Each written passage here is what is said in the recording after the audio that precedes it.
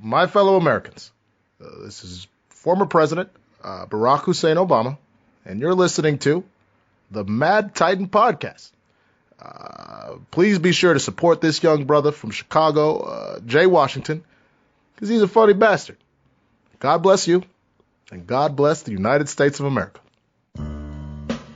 I ignored my destiny once. I cannot do that again. Even for you. I'm the only one who knows that. At least I'm the only one with the will to act on it. The Mad Titan Podcast with your host, Jay Washington.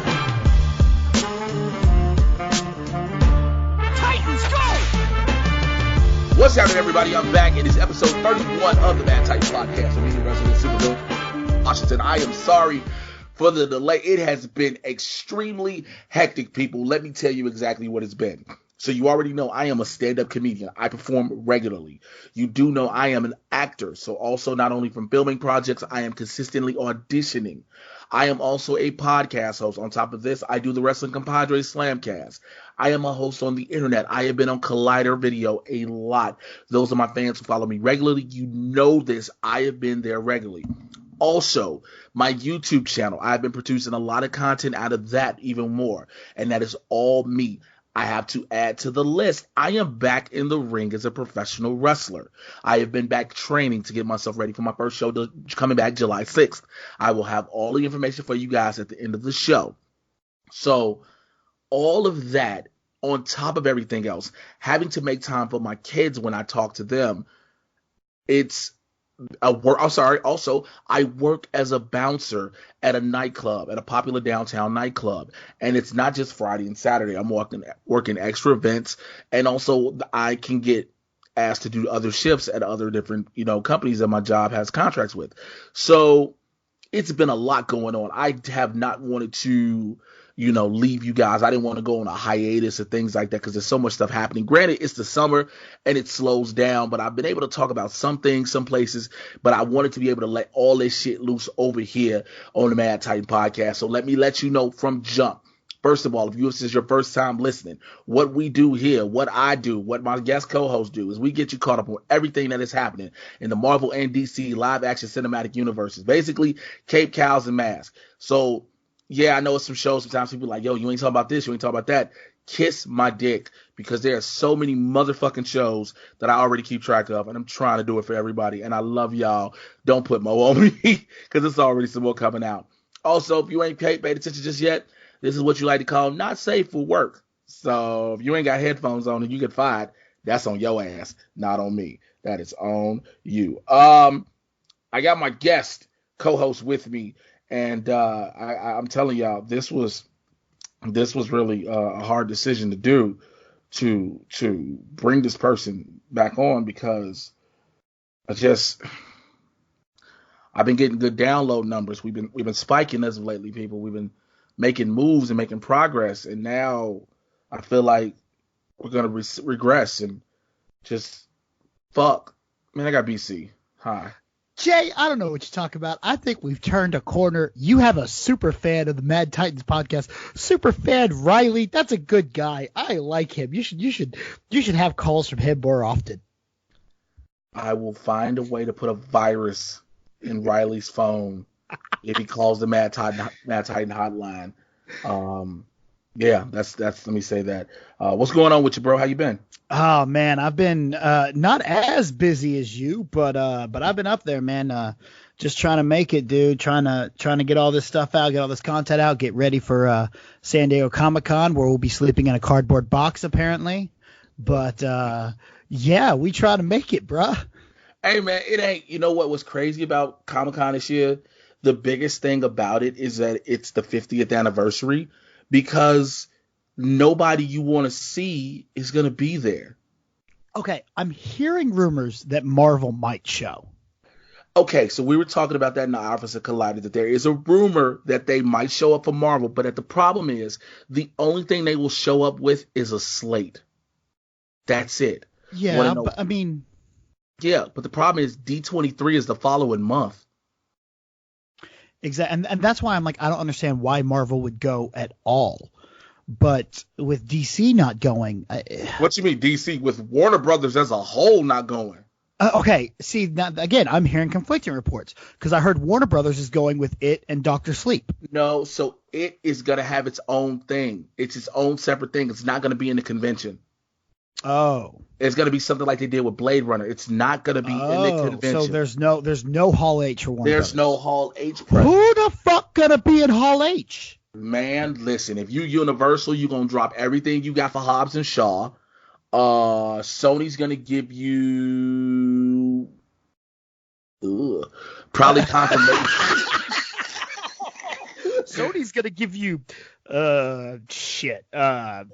Paramount's gonna be there with the next Transformers movie. Kevin Smith is gonna have his normal panel there at the end of the day. Yeah, like gonna get the Supernatural will be there on Sunday. Yeah, it's so for those who are wondering what we're talking about, San Diego Comic-Con this year, it's been kind of weird. So of course, everybody knew that Disney itself and all of their subsidiaries, which includes Marvel, would not probably be there because Disney holds its own convention called D23 every other year, right? Mm-hmm. So this is the year for D23. D23 is coming up in August in Anaheim. So with them having that being their thing, their foray, why would they spend money on both? You get what I'm saying? So that's probably not. Warner Brothers has said they're not doing anything this year for Hall H. And that was really shocking to people because it's like, yo, we were expecting to get more Joker footage, the Birds of Prey trailer, the Wonder Woman 84 trailer. What else? Anything else that... I was basically just thinking Wonder Woman. Like, I thought this was going to be Wonder Woman's year to shine because now it will not be at Comic-Con because it's going to be out before the next one. Right, it will not be, which is crazy because it comes out in March of next year or May. Exactly. It's March or May. You know what? I'm not sure. I have to look it up. I'm gonna double check on that, but I think, it's really insane, man. Like DC skipping, and I think it goes to show with them kind of being like, yo, we don't know what we want to do with connectivity. We're just gonna hold back and shut the fuck up right now. Well, I don't even think it has anything to do with connectivity right now. I think the fact they've established what the movies are going to be, and they have established what the movies are going to be, what their theme is going forward. Okay, it's June 5th. I'm sorry, it's June of 2020. See, but still, it's a week, it's a month before Comic-Con, so it's not going to go to Comic-Con at all. And so they'll miss that. But it's footage because they had footage of Wonder Woman last year. Like, oh no, but like I was saying, it's with the connectivity of the universe. The movies are connected, but slightly. Yeah. There's not a primary focus anymore.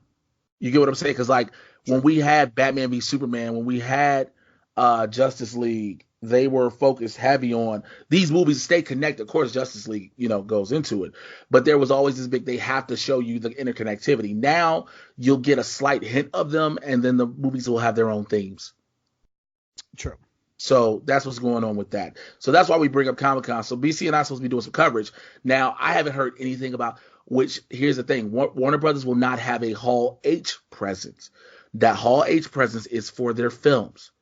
I have not heard anything yet about the television shows. I bet the CW verse will be in Ballroom 20 again. I don't doubt them showing up. So, which it does, because by the way, I'm still trying to pitch my way into this fucking moderating the Black Lightning panel. I finally caught all up on the CW verse. This season's Black Lightning was the best of any of it. Yo, I can't tell you how mad I was at Jordan Caldwell because I was with him, and we saw the episode where he died, and spoiler alert, he's back at the end of the season, and I was like, you just couldn't tell me nothing, like. Yeah, that really threw me off. Like they just everything they did got me. Like I didn't see Homie not making it through either. Blue Ranger. Yeah, Todd. I was like, not Todd.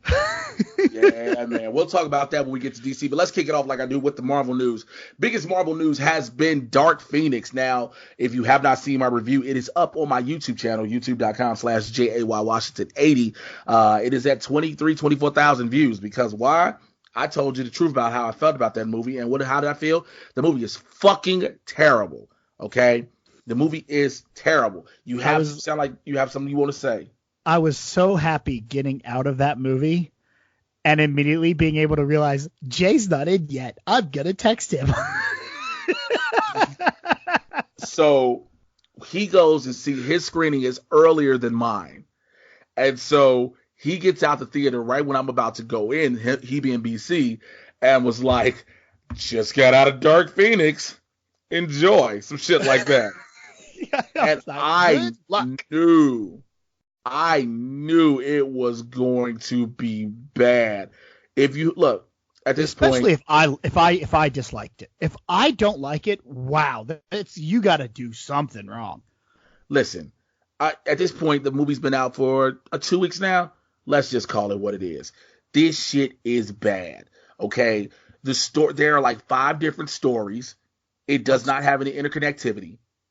Okay. She is never called the Phoenix as the character the Phoenix. So you guys know how the scene we see in the trailer where she's in the space and the energy hits her, which we all assume is the fucking Phoenix Force, because which we all were confused the shit about because in X-Men Apocalypse she already had it, right? Right. So supposedly all that happens is she just passes the fuck out. And they take her back on the Blackbird and they bring her back to the mansion. They have a rave that night in the woods behind the school. And Cyclops, who is horrible as shit, Ty Sheridan is fucking terrible as Cyclops, says, oh, do you know what the kids are calling you? They're calling you Phoenix, because like you rose from the dead, from the ashes. It's the only time you hear this bitch ever referenced as the Phoenix until at the very end of the movie when she fucking explodes and turns into a fiery phoenix. And then we have the ending with the Dark Knight Rises, where now instead of Selena and Bruce, you have Eric and Charles sit down playing chess in Paris, and across the sky streaks the Phoenix. I could tell you how much more other horrible shit is about that movie, but that should summarize a lot. You know what? I don't blame Ty Sheridan. I don't blame anyone in that movie, because you could tell that they were not given anything to work with at all. And they knew it from jump, but they're kind of like, well, we're contracted to be here, so let's just get this shit over with. Oh, can we talk about Jennifer fucking Lawrence? Rebecca Romaine did not slide her coochie on steel for this bitch to barely have 1 coat of paint on and 7 dots on her face. This motherfucker. Oh my god, dude! I just, I started having a problem with her, just because put the fucking makeup on. I get it; it's a pain in the ass, but this is who you are. Put the fucking makeup on. I have the same issue with Beast though. He makes me mad too. Nicholas Hoult. I mean, Beast shouldn't be able to Incredible Hulk out. That's right. Fucking dumb. And the Beast has never been able to do that. If that was the case, we would always see a regular Hank McCoy. Mm-hmm. And I think it's the fact that you have these, for lack of better words, privileged actors. Now, yes, Jay, aren't you an actor? You're damn right. Jay, don't you want to have privilege on certain things? I absolutely do. But here's the difference. If I'm playing a fucking superhero that is known for being a certain thing, and I know what this entails, then I'm going to have to do it. I got to suck it up. Yeah, you don't want to be Mystique because now you got to spend 4 or 5 hours in a makeup chair every day. You signed on for that when you took this multi-million-dollar fucking check. Just the same with Nicholas Hoult. You signed up to be Beast. It goes back to Carl Urban and Dredd. You have so many superheroes and stuff that they want to show their face because they're the pretty people, right? Carl Urban was like, nah, he's supposed to have his mask on. Keep the fucking mask on. If this is who the character is that you're signed up to play, be them. If you don't want to do it, look, let them recast. Not like we haven't done it before. Dude, it's fucking ridiculous. It's disrespectful to the fans. And again, I say this as both a fan, as an actor, and as a pundit. I say it from 3 different levels. You know what I'm saying? It's disrespectful. Everybody knew Jennifer Lawrence checked out after fucking First Class. Mm-hmm. So Instead of just taking the paycheck and showing it, giving the most lackluster fucking performances, let them recast. Like you just said, let them recast. But to go into the final movie, and I understand everybody knew the last film was a shitstorm, no matter what. Everybody knew it. But God damn it, at least look the part some way. How did she get out of being Mystique? Yeah, just paint my face and the upper part of my neck. That's it. That is bullshit. Yeah. But I'm bringing up the movie because this movie has had arguably the biggest plunge ever in film history. It plunged 83% from its opening weekend. Jesus! So on its opening Friday, it earned $14 million. That ain't good for shit. Do you want to know what it earned on its second Friday? I don't know if I do. That's crazy. A superhero, like, think about when the first X-Men came out. It made more than $14 million on its opening. Yes, day. it did, because it was something brand new. We had never had it before. But that was 2000, Jay. Yes, that was the year 2000. And now this. Okay, all right. Second Friday. What'd we do? $2.348 million. Boy, let me tell you what. Go home.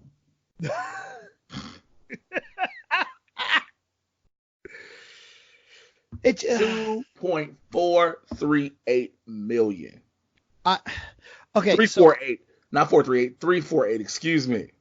Jay, let me tell you, we don't have a lot of really good the screenings here in Dallas. 9 times out of 10 are at these theaters that are not great theaters. All right. Mm-hmm. So my screening of Dark Phoenix was at one of these theaters that I don't really like. So I had my AMC A-list. I was going to go see it on Prime like 2 nights later. All right. I was like, whatever. I'll go see this. I'll see the screening. Then I'll go see it for real on Prime. I canceled my screening when I walked out. I was like, I'm not seeing this thing again. So let me tell you what happened with our screening. So, I know. Ooh, okay. Ooh. Okay, so you heard about the fire alarms go off in the last 10 minutes. Yeah. And so this is what so Fox sent out an email, was like, hey, we apologize. We're doing the next extra screening today, which is the following day on the Fox lot if you want to attend. So I was like, man, Winston couldn't come to the other one. So I'm bringing him to this. Winston Marshall, who does the Spawn Thing reviews with me. So I was like, yo, you want to go see Dark Phoenix? He was like, yeah, but didn't you see it already? I said, nigga, I'm just going to watch your face through the movie. What'd he say about it? He was, his whole time was like, this is happening? Wait, what? Mm-hmm. What? No, he was so mad. He was mad. And I was like, I don't blame you. So let's go further how bad it goes. Okay, so it dropped that far. Also, now X-Men producer Lauren Schiller Donner, she made a tweet basically saying this, and I quote, "Save your condolences. I had nothing to do with Dark Phoenix or Apocalypse or New Mutants." Yo, that's fucked up. She deleted it. She deleted it, but it got screened. You know, the internet never forgets. Do you understand how bad it is if a producer of the films that started this was like, "Don't you put this shit on me"? Yo, you know what? The worst. Look, I get it. Her saying that about Apocalypse and Dark Phoenix, that makes totally sense. But the fact that she straight up threw New Mutants under the bus too, like, yo, that shit wasn't me either. She was like, that shit ain't me either. Nope, got nothing to do with that shit, not at all. Nope. Oh man, I'm so disappointed because I've loved these movies for so long. I found enjoyment in Apocalypse. Like, it has its issues. It's not a good movie, but I found things to enjoy. There's nothing in Dark Phoenix that's any kind of enjoyable. Nothing. Not a single. What pissed me off the most, Jay, is they had an opportunity to replicate what we did with Nightcrawler in X2. They had a moment, and I'm like, oh, I was sitting there like, oh, it's about to go. We're going to get X2. We're going to get like a precursor to that. And then he didn't do a goddamn thing. So let me because people keep saying, well, the third act was some of the best stuff I've seen. Do you understand how bad that is to say the third act when the first 2 acts have completely checked you out of the film already? Third act was trash too. The third act is technically trash because Cody Smith-McPhee looks like an animated fucking character. You know what's weird though? Did you see the report about how they were originally? Apparently they were the Skrulls. Yeah. So Ty-Share, I'm pulling that up right now. Thank you for bringing that up. Let me go ahead and finish pulling that up on my computer phone. Yep, you heard what I said on my computer. On the computer phone. Ty-Share. Sheridan Dog Phoenix. Hold on, Scrolls and Dog Phoenix. He said, this is what he said. So he says, I think we reshot the ending sequence twice or three times. It's really hard for me to remember what the ending of the movie is. He said originally it was scripted that Charles and Scott go to the UN because, man, I'm totally going to mess this up. They go to the UN because they're going to try to tell the president, hey, we're under attack by aliens and they've now captured Jean Grey. Or, whatever they're going to tell him. And then Jean comes down in the front of the UN and there's a huge battle between the guards and the UN and Jean Grey. And all of the guards turn out to be Skrulls. And then Jean and Scott is fighting Skrulls in the fountain. And then he gets thrown into the fountain in front of the UN, and Jean comes down and basically fights all of the Skrulls off, and then blasts back off into space. She basically says goodbye to Scott and Charles, and it's all over then, I guess. That's an interesting ending, given that we knew that Fox and Disney both own Skrulls. So that's definitely they have a shared. Yeah, because there was something with like Super Skrulls, and there was something weird. There's a reason that they both own, but those were them, and then Scarlet Witch and Quicksilver were the only ones that were owned by both. Mm-hmm. So here's the problem. So if you did this, you don't have the Skrulls, okay? But you make them the Dabari Empire. But you could have just gone ahead and used the Shi'ar Empire. You completely had this available. Like, why did you not do it? Why did you not do it? And so that was something that irked the dog shit out of me. But when a movie goes bad, and when a producer like Lauren Shuler-Donna says, don't put this shit on me, when all the actors are like, yo, we knew this shit was bad, who is supposed to fall on? The director, which it does in writer-director Scott Kinberg. He says, quote, I'm here and I'm saying when a movie doesn't work, put it on me. I'm the writer-director of the movie. The movie didn't connect with audiences. That's on me. You could just say the movie was ass. Yo, hold up. And look, how many times, though, we get a director that's like, well, critics ruined it. Trolls ruined it. Blah, blah, blah. At least he's sitting there going, he's trying to be political about it, but he's going, yeah, this is all me. This shit wasn't good. Yeah, that is true. At least respect for that. Like, hey, thanks for not saying it was the damn critics. And I'm gonna go and I'm gonna talk to the fans right now, who are many of you all I've seen on Twitter, and I see how you all go at us critics and pundits and whatnot and say, oh, what they say don't matter. It's pointless. Like Rotten Tomatoes is useless, when actuality it is not. You all who are not in the industry just have no understanding of what its tomato meter actually means. But stop saying that critics don't know nothing. Stop saying, because I had a dude come on my Facebook page talking about you were just paid like everybody else to say the movie ain't shit. And I had to tell him about his motherfucking life. Told him, don't you ever come disrespecting me on my motherfucking page like that. Talking about I'm paid the fuck off by somebody. I say how the fuck I feel about something regardless. Yo, that is our job, to critique a movie. We are not supposed to like everything. I don't give a fuck what it is. We are not supposed to like every Marvel movie, every MCU movie, every DC movie, every DCEU movie. We are not. We're not supposed to. And we're not supposed to just hate every movie. So stop that shit. Please stop that. People are like, it is very frustrating. It's very fucking frustrating. I wish one of these companies would pay me. I really would. Please pay me. Bro, I'm telling you, I am very quick to going to get me a t-shirt made to walk around Comic-Con that says #Marvel Shield. Like, literally.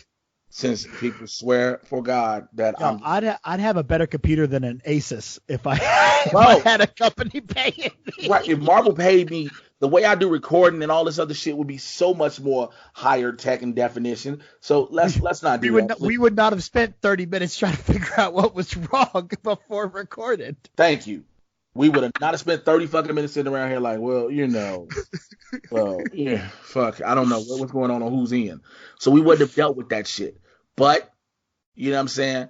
Oh, I think I know why it wasn't. Oh, never mind. That is on me now. I know exactly why I couldn't hear, because I didn't switch it over to the hearing. That's on me. That's on me. That's totally on me. That's fucked up. That's on me. But, yeah, stop that shit. Yeah, you're gonna see people like, oh, do people make opinions off of what people decide to go see a movie about what critics say? Yes, they do. Now, if you don't, that's on you. But at the same time, stop doing this stuff too. Stop disavowing what critics say about a film, whether it be positive or negative. And then you see the film and you find yourself agreeing with them, and now you praising what they said. Like, no, make up your fucking mind how you gonna be one way or the other. Yep. Either you're not gonna listen to critics at all, or you are gonna listen. See, and the thing is people can sit here and listen. If you're gonna listen to a critic before a movie, go, okay, interesting opinion. Go see the movie yourself. Form your own opinion before you criticize whatever someone else said about it. Now, if you want to come to somebody and be like, yo, I didn't really agree with you because of this, that, and the other thing, all right, cool. But don't come tell me that I'm wrong about my opinion, because it's an opinion. It's an opinion. It's an opinion, and it's mine. So exactly. Yeah, that's the thing that annoys me. So let's move on.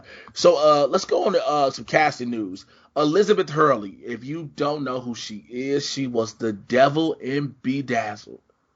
Oh my Gotta love her. Oh my God, I love me some Elizabeth Hurley. She is joining the cast of Runaways Season 3. She is going to be Morgan Le Fay, which I love it. I love it.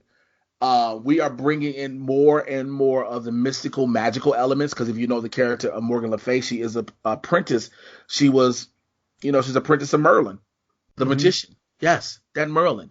So to see her have already played with magic and witchcraft, in a sense, when she was the devil with Brendan Fraser, it'll be so dope to see what happens with her in Runaways. And shouts out to my boy Ryan Sands, shouts out to Brittany Yabashi, shouts out to Angel. All you guys, man, you guys are freaking amazing. Yo, I love this. I think this is great casting. I haven't seen her in a while. I don't know what she's been doing, but she still looks ageless. Like, she is stunning.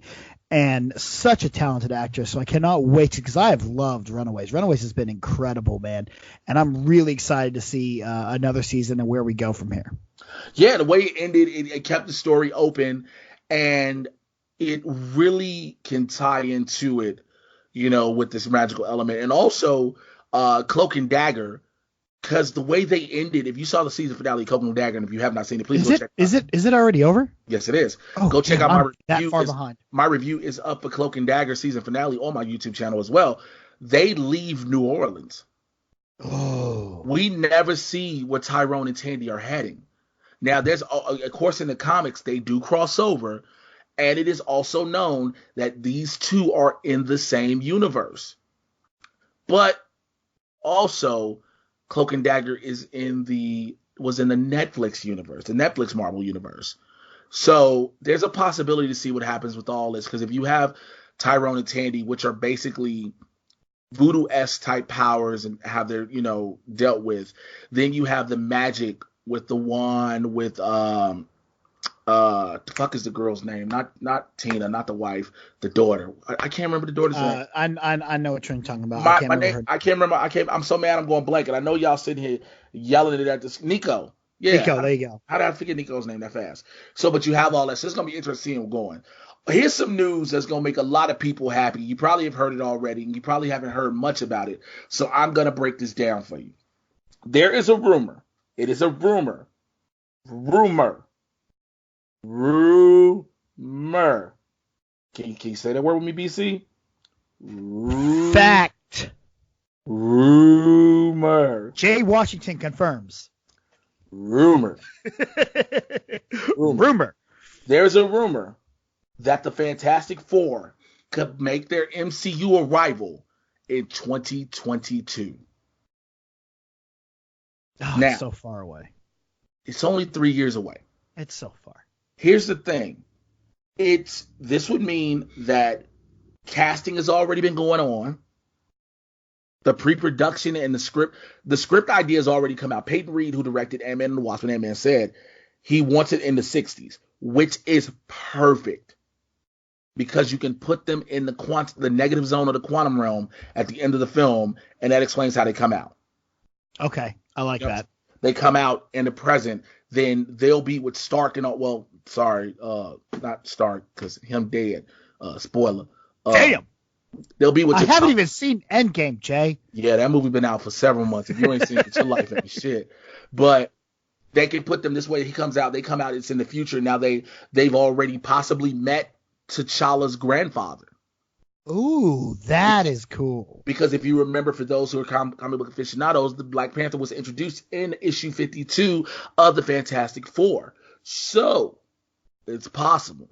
Now, yeah, I believe in the comic books he was T'Challa, but you can, retcon a little history with the names, and it just keeps the lineage going, because we've already established in Black Panther that the title of Black Panther is a title bestowed upon the King of Wakanda and has been passed down from generation to generation. Right? Right. Yes. So there's a possibility they may show up soon, okay? In other Marvel news, Jessica Jones dropped their third and final season this weekend on Netflix. Have you started watching it? I am, I think, on episode 10. You are disappointed? And I want to blow my brains out. So, I am on episode 3. And I am like, I knew we were going to do this because the theme has been shitty relationship, shitty family, shitty friendship. And I don't know how much I can take of Trish. As much as I thought I wanted her as Hellcat as much, I don't know. I wanted her as Hellcat too. I don't like how they've done it at all. There's a storyline with Jerry and her relationship that is just pointless. It has nothing to do with anything. I don't know why it's there. It's just boring. Like nothing has happened at all. And it really disappoints me because I've been a fan of the Defenders universe. I even like the Defenders like actual 8 episodes. And to know that we are allegedly, because we don't know what's actually going to happen, but allegedly ending all this with this boring season really disappoints me because I love Kristen Ritter and I love her as Jessica Jones, but there's just nothing happens. All right, I'm going to say something that's going to be a little bit almost off-putting for people, and I get it, but I noticed this. Over the past 3 seasons of Jessica Jones, Kristen Ritter has gotten thicker. I just will say this, because there's a lot of ass shots of her. If you've not paid attention, there are a lot of ass shots of her. And I was like, Kristen Ritter got thicker. Because you can look and tell, like, she always had a shape and some definition to her. Uh-huh. But you look at this and you're like, God damn. But then you find out she's pregnant, actually. Oh, I didn't know that. So she was pregnant while she was filming. That kind of makes sense. Why Jessica wasn't doing too so much? little of her. Yeah, there's so little of her fighting. When they do any kind of action scenes, it's like really close up, and then they move away from the action. That makes a lot of sense. Mm-hmm. She's pregnant, so we'll see what happens. Again, this is the final season. Next year it'll be telling. D23. I don't think it would be next year. Don't we have to wait 2 years? I think they have a little bit of a no compete clause with Netflix. I think it's 2020 though. We'll find out come possibly. I think it goes per character. So I think whenever Daredevil ended, whatever the last season of Daredevil, 2 years from that we could see Daredevil again. So basically 2 years from this year's from everybody. Yeah. Okay, so we'll figure it out. I mean, we will see. We will see eventually. I don't know if that means 2 years from then we can start production on something, or if that means 2 years from now they can then air. So maybe you can start production before, and so when that time runs out, boom, we can air it. I don't know. I worry because Mike Coulter already has another show, I believe. Yeah, and I was talking. And I brought that up even when I talked to Mike. I mentioned this recently on previous episodes of the podcast when I was in Salt Lake City with him, and we talked about that. He was like, man, look, it's not like I don't want to. It's just that, I can't put my career on hold. Yeah, and no one would say, hey, don't do anything for 2 years, bro. We'll be back. You can't do that. Right. So I totally get that. But, man, we'll just have to see what happens with that. Fair? Yeah, I think it's a good telling that like Ghost Rider's coming back. Ghost Rider's coming on his own series on Hulu. Exactly. And I think that is telling. I think that is telling of what could happen. That's them kind of throwing bones at the TV, having Jarvis and Endgame. You know, that's them throwing the bones going, all right, let's bring this stuff in. You know? Also, Gabriel Luna as Robbie Reyes was so dope, but the character of Ghost Rider is an R-rated character. And you couldn't get that when Nicolas Cage played him. Gabriel Luna is giving you that darkness, and now we can go further darkness because again, everybody's like, "Oh, well, it's not. Why is it not going on Disney Plus? Because Disney Plus is not going to house any R-rated content at all, at all. So it'll all go to Hulu, and so which means if the shows come back, Jessica Jones, Luke Cage, Iron Fist, and Daredevil, they'll go to Hulu, and Punisher, they go to Hulu. Okay, Jay, maybe you'll know this better than I will. Did they clear up their issues between Jeff Loeb and Kevin Feige, or how is that working with the MCU shows that are going to be on Disney Plus? Is that not falling under? I have not heard anything about that yet. I've not heard anything about that yet. That's been the biggest thing, man, with the whole 1 minute they were in the universe, next minute they weren't, and it's like Jeff Loeb trying to be arrogant and Kevin Feige like, look, this isn't for the benefit of everybody. What the fuck are you doing? But exactly. I don't know, but we'll figure out more. And of course, as more comes out about it, I will definitely have you posted up about it. You can check it out here on the podcast or on MadTitanCast.com. All right, let's go into DC news. And the biggest news from DC that I've been meaning to talk about, we were talking about something earlier. Swamp Thing is canceled already. Now, if you have not checked it, I'll always redirect you back to the YouTube channel, youtube.com/JAYWashington80. Myself and Winston A. Marshall, we do the reviews for Swamp Thing, man. It was canceled after its first episode, right before its second one was ready to air. Now, the people say the writing was on the wall from when they got dropped down from 13 to 10 episodes. But then it came out exactly why it had been canceled. So they filmed Swamp Thing in North Carolina. And this reason they were filming it there was because of the major tax breaks that they were given. Supposedly. They were supposed to get like $40-something odd million in tax breaks. Okay? Well, it didn't happen. It was a paperwork error. And so instead of the show costing $40 million, the show's first season would have costed $80 million. Then it came out that North Carolina's tax break that they could only offer them was $13 million. That is why production was shut down. Everything was just stopped. So there's also the reason why it was dropped from 13 to 10, because there were disagreements between the directors and producers, James Wan, Len Weissman, and Warner staff about the direction of the character and the show. If you've watched Swamp Thing, you can understand that now. Is it very like back and forth kind of? Because I haven't had a chance to get into it yet. I'm still trying to catch up on Doom Patrol, which I'm loving. But where are you at on Doom Patrol? Oh, I'm like 3 episodes in. Damn. All right. Yeah, I know. You finally get to the end. I just finished Lucifer, and now I'm trying to go through Doom Patrol. So. Well, here's the thing with Swamp Thing. It is a horror. Yes, James Wan told you it's a horror. It has horror elements, but then it'll cut off being a horror and go immediately into dramatic. It just snaps gears, and you can feel that tone shift. You can feel. That's the thing. You're not supposed to feel it. Yeah. You can completely feel it and see it. Oof. That's weird. So I can kind of understand that the show not having its own identity and them being like, so we don't know what this is. The potential for the show to be good is there. It is there. It is just that they didn't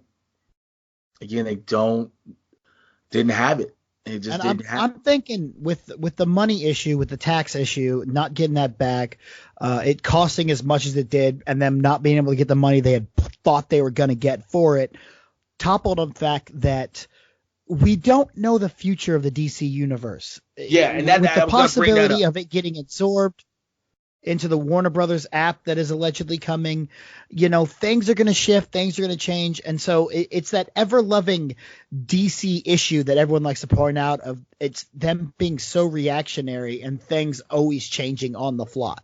Yeah, because you just said it. Things change on the fly. The DC universe in itself is not – I think that was a rush job for DC.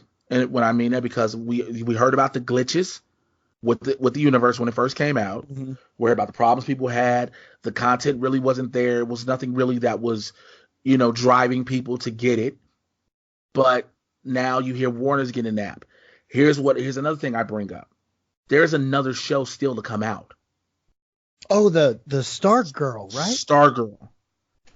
I remember the pictures coming out. Whatever happened with that? Again, it's been silent. I'm assuming they're still in production on it as of now. But there's no telling what will happen with Stargirl. Now, the Harley Quinn is a Harley Quinn animated series. It's like, it is what it is. It is what it is. You can, especially if you got the Warner Brothers streaming app, you can definitely put that with your animated stuff. Yeah. But although this Harley is a little bit darker. So we'll have and I'm not bashing on the DC universe. I enjoy the app. I actually really love that app. It's one of my favorite apps that I have, because if I need to just throw something on that I don't need to pay attention to, I've got the Batman the Animated Series to just throw on there. I've gotten to watch, Reign of the Superman, which I got to see the premiere of, which was so much fun. It's cool to go watch that. I've enjoyed the app. Mm-hmm. And I think it's good for what it is. I know people that really enjoy reading the comic books that are on there.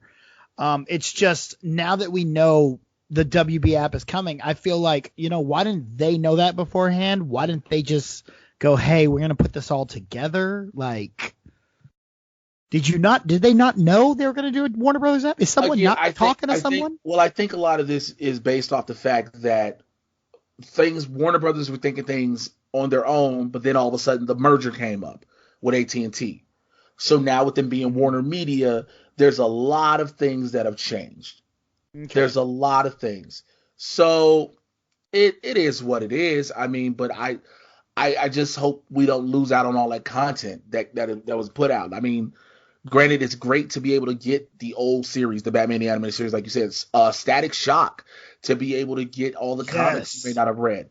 So, but the fact that it won't have its own home anymore says a whole nother thing. You know what I'm saying? Yeah. So, I mean, again, I guess we're just going to have to wait and see. But again, Disney Plus is going to change streaming services again. Like, the WWE Network came out, and that completely changed how streaming is going to work. All right. Netflix did it first, then WWE fixed it. And now the Disney Plus app is going to change it again.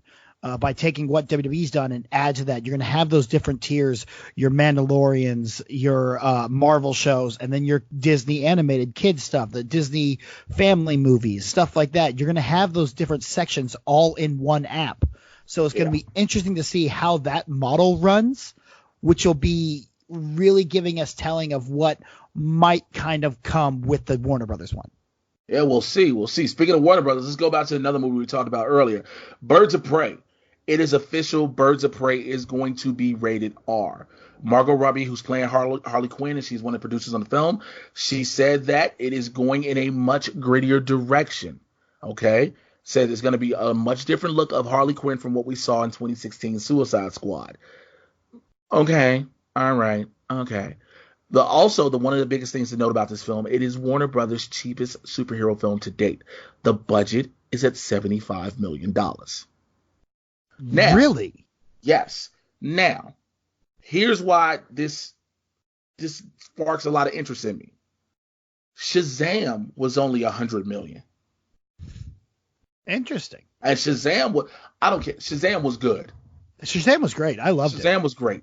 So for 75, I had minor issues with Shazam, but nothing that I would think money would have fixed at all. I think we all do. I think we all have, nothing that money would have fixed.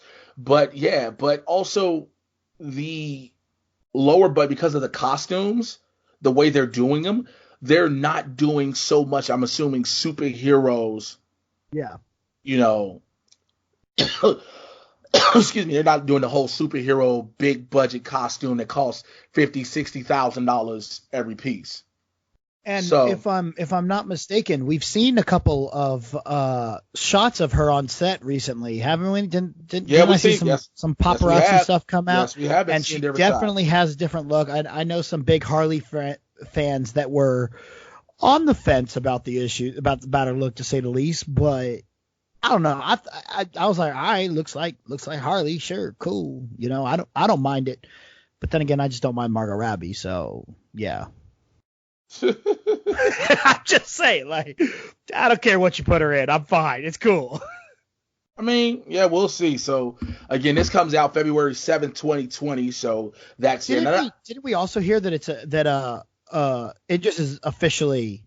Yeah, I talked about that. I've been talked about that. See, again, I record the podcast sometimes when you're not here.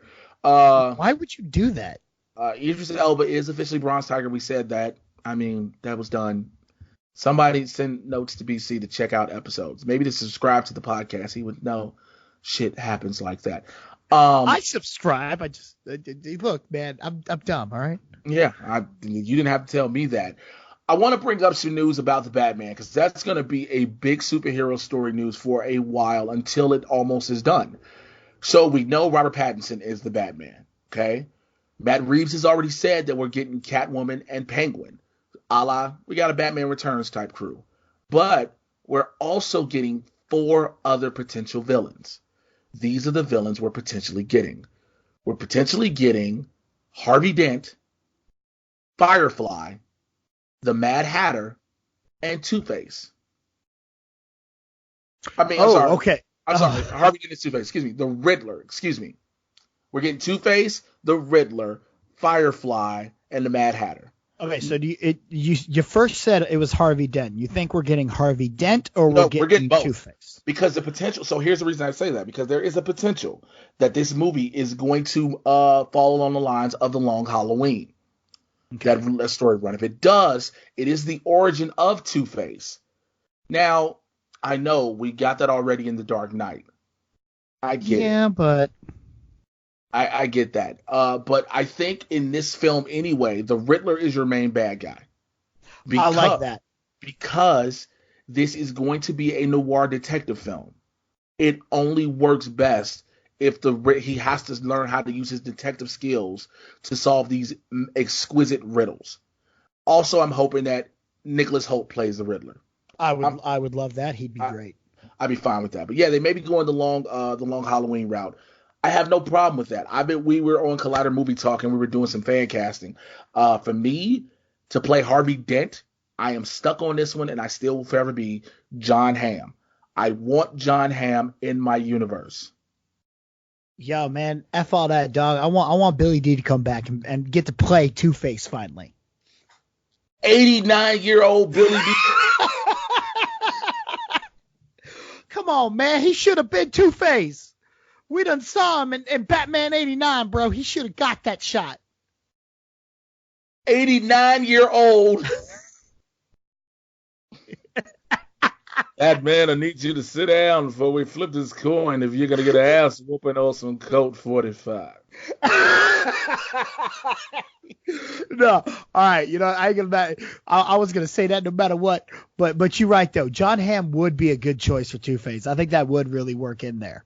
And someone said in our live chat, a great choice for the Mad Hatter, Michael Shannon. Yeah. My only issue. What's the issue? Is and I know we said it's not connected. But if you are trying to have if you're gonna do this whole Zod shit, shut the fuck up. I'm just saying. He was my favorite part of Man of Steel is Zod. It's set in the 90s. Okay. Shut the hell up. Just saying. So that is, yeah. So that I'm excited for it. I'm interested to hear more and more as this comes about. They said they're not going to start production. Till the beginning of next year. So we got a while for some things to happen, people. I heard some rumors of Vanessa Hudgens as Catwoman. I could live with that, but she got to learn how to act better. Damn! No hesitation. Homie has no chill. Yo, I'm with that, but she got to learn how to act for it. I don't know what you was expecting. I I don't know what I was expecting, but I like that. Again, that's one of those things. I don't mind the choice either. I think it'd be a fun choice. Firefly, I don't know. All I know from her is what she did on Gotham, and that's the thing. Right. You got the girl version on Gotham. Firefly is a dude normally. Oh, see, that's something I didn't even know about. Mm-hmm. So here's some other news. All right, DC news. The main man is getting his own spinoff series on Sci-Fi. Lobo, who he just debuted in the season premiere of Krypton, will now be getting his own spinoff series. He's being played by Emmett J. Scanlon. I'm happy Lobo's getting a series because he's a foul-mouthed dude. I don't know how foul-mouthed you're going to let him be on Sci-Fi. Also, on Syfy? On Syfy. Also, I just don't. Have you watched it yet? I have to watch it before I make a judgment like if I'm going to believe this is Lobo, because the look didn't really help me. I remember, I think I was actually on an episode with you here when they first put out the picture of Lobo. Yep. Because I remember us not liking it very much. And so that's what I'm wondering is I fell off on Krypton. I think I got like 6 episodes in, and I was like, I don't know what's going on. There's too much science. I'm over this. Well, you know what? And I'll say this. I credit Jason Inman for this. Him and Cameron Cuff. Both of them are the homies. They were like, Jason was telling me, he was like, yo, you got to watch the episode 5. Then everything fills itself in because it is a prequel. So you have to take that into consideration. So I was like, all right, bet. I was just, I don't know. I kept seeing all these white dudes that all looked exactly the same. I couldn't tell who was who. And you all will be surprised to know that BC is actually white. I ain't lying though. I'm like, shit, which white dude is this? Like, it wasn't as bad as Game of Thrones, but I'm like, is this one? Oh, okay, is that one? Okay, I think I just got confused. I turned that shit off. You see what I'm saying? BC is my guy. I'm waiting to see how that happens with that as well. I mean, some shows, I think Lobo deserves a spinoff, and I understand you had to introduce him first. I'm fine. I just that's a character that if you're going to take from the pages to the screen, a la Deadpool, you have to make sure he is done justice. Yep. Lobo is just as foul-mouthed as Deadpool. Deadpool works because he's in movies. You can basically let him say what he wants. This is sci-fi. Do they have any other, like, can they get a little darker if they put it on a little later? Because I know, South Park gets to do stuff because of the certain time they are on. So if maybe Syfy puts it at a later time slot, they can we'll see. If that be the case, then we'll see with that one. I mean, yeah. I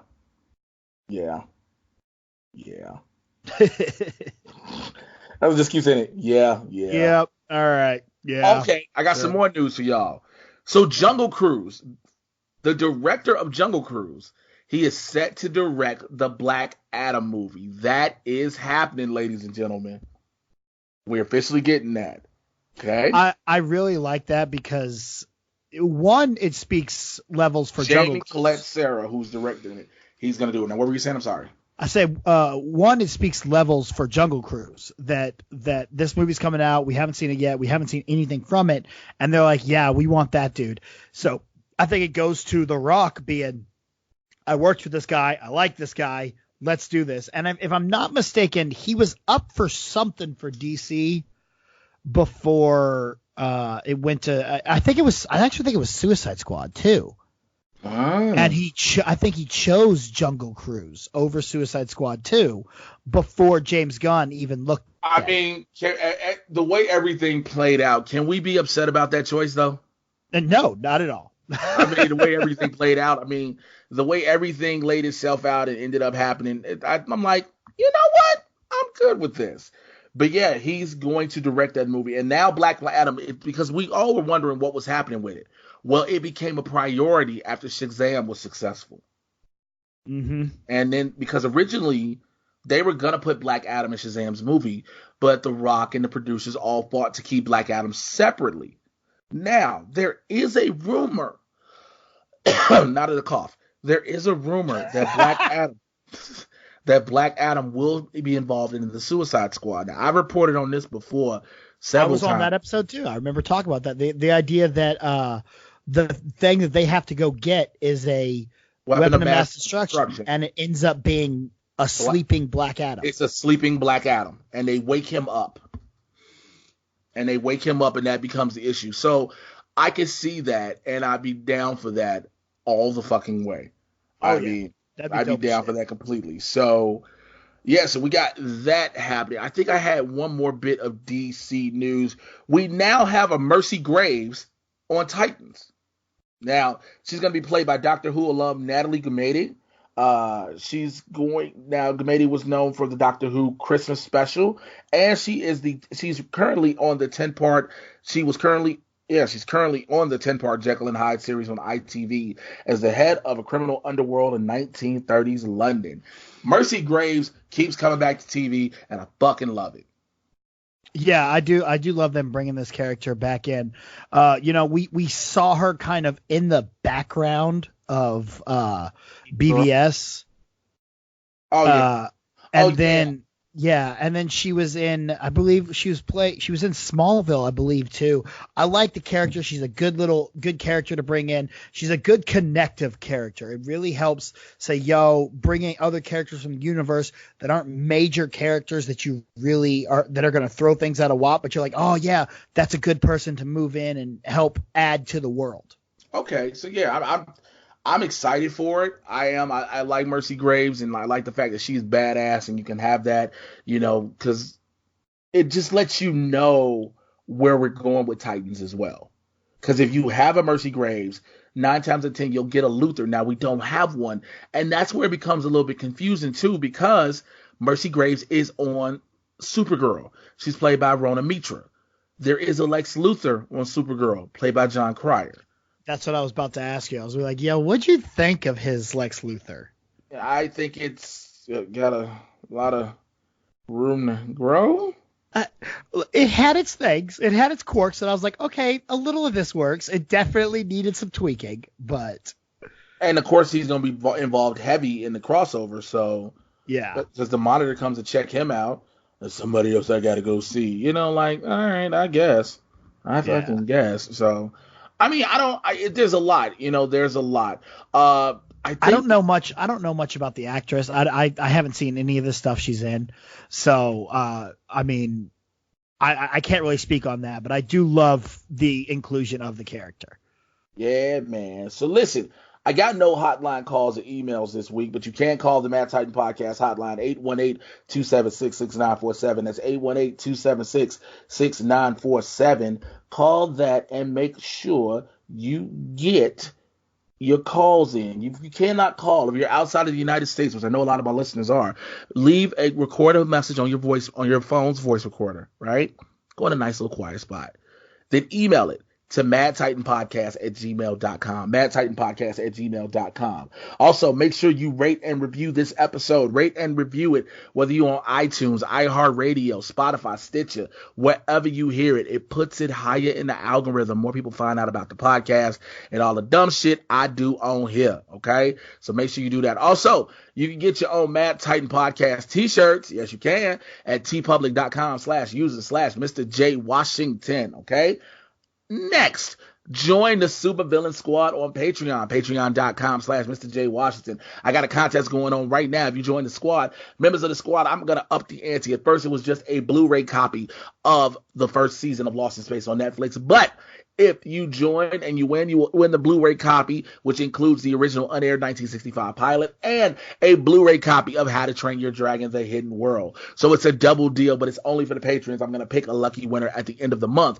Join the squad. I want to say thank you to all the members of my Patreon, my Supervillain Squad: Adelia Chamberlain, Akeem J. Brown, Brandon Buckingham, California Joe, David Adams, DJ Snacks, Greg Morrissey, John Mariano, LK, Marcus Berto, Mikey Lito, Paisley Darts, Rudy Ueda, and Steve Tozen. Thank you all. BC, for some unknown reason, I appreciate you being here, man. But tell the people how they can find you and what you got going on. Oh, man, you can find me on all social media at RealJackassBC, RealJackassBC. My YouTube, youtube.com/JackassNation. I got movie reviews, trailer reactions, wrestling matches, promos, whatever I could think of. My podcast, It Is What It Is, comes out every single Thursday on Cinelinks.com as well as the Offshoots Radio Network. This upcoming Thursday, I actually have, Jay, one of your mortal enemies coming on the show. Which one? None other than member of the Trivia Dungeon, Kevin Smets from the movie Trivia Schmodown. He's going to come on and talk about the Collider Collision coming up next weekend on the 22nd. Suck my nuts. You can also, if you are here in Texas, every single Saturday night, MPX Wrestling. You can find me this Saturday, the 22nd, at Metroplex Wrestling, as well as on July 3rd at King of Sports Wrestling downtown. If you're not in the Dallas, Texas area, you want to watch MPX Wrestling, go to metroplexwrestling.network.com. Use the code Jackass1, JACKA, $, the number 1, and you can get $5 off your subscription. That's a lot, man. That's a lot. Also, let me tell you, find me on Twitter and Instagram at Mr. J. Washington. I told you earlier, YouTube channel, youtube.com/JAY Washington 80. I do trailer reactions to certain things, not all of them, because I'm not going to record it. All of them ain't worth doing a reaction to. Movie reviews, those are up there for sure. And Swamp Thing reviews and just a bunch more stuff. Also, if you are in the Southern California area, I am returning to the professional wrestling ring. Yes, ladies and gentlemen, the Urban Gladiator is back. Saturday, July 6, 2019 for Underground Empire Wrestling. I will be at the Metroplex Sports Complex, 3200 East 59th Street in Long Beach, California. Doors open at 6:30. Bell time is at 7:30. You can get your tickets pre-sale $15, and reserve pre-sale for reserve seating is the general admission pre-sale is $15. Excuse me. The reserve seating is $20. You get your tickets at www.uewrestling.com. I don't know who I will be wrestling yet, but I do know that I will be there on the show, lacing up the boots and everything. So make sure you're in the building for that. Jay, I am flying out to Los Angeles for that match. I'll be there. So if you guys come out and see him, come find me in the crowd. We're going to cheer on Jay, watch him whoop some ass. I guess. Good to see my brother back in the ring. I guess. I appreciate it, man. So, yeah, I will holler at you guys later. Till then, take care. I'm out of here. By the way, before I go, I'm trying to make sure I keep y'all up to date on this. I'm keeping as much as I can with this. So if I'm not weekly, I'm trying to be like 10, 12 days. Don't think I'm leaving y'all for the summer. Do not think that. I'm going to keep you coming, because especially when Comic-Con hits, whatever drops, I'm dropping it here. All that good stuff. So stay tuned, rock with your boy, and I'll tell you about my stand-up special I'm doing as well. I'm out. Peace.